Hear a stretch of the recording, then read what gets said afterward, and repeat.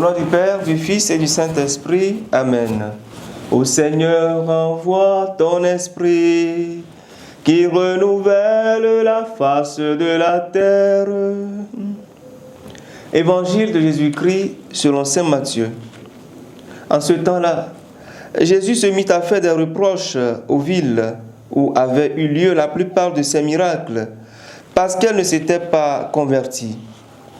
Malheureuse es-tu Chorazine, malheureuse es-tu Bethsaïde, car si les miracles qui ont eu lieu chez vous avaient eu lieu à Tyr et à Sidon, ces villes autrefois se seraient converties sous le sac et la cendre.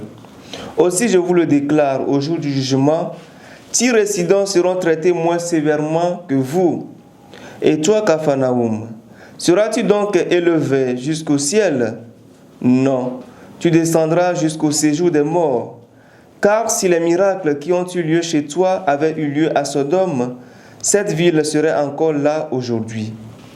Aussi, je vous le déclare, au jour du jugement, le pays de Sodome sera traité moins sévèrement que toi. Acclamons la parole de Dieu. Louange à toi, Seigneur Jésus. Frères et sœurs, aujourd'hui, c'est le 14 juillet.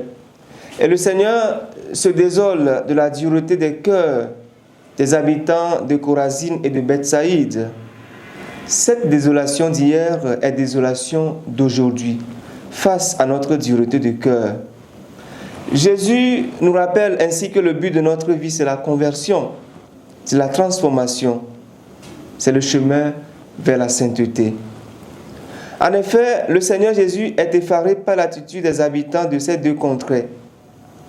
Malgré tous les miracles opérés, les enseignements et les invitations à la conversion, le cœur de ce peuple est demeuré endurci.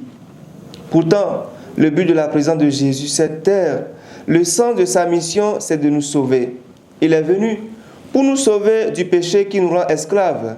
Il est venu nous aider à changer, à devenir amour par l'action de l'amour.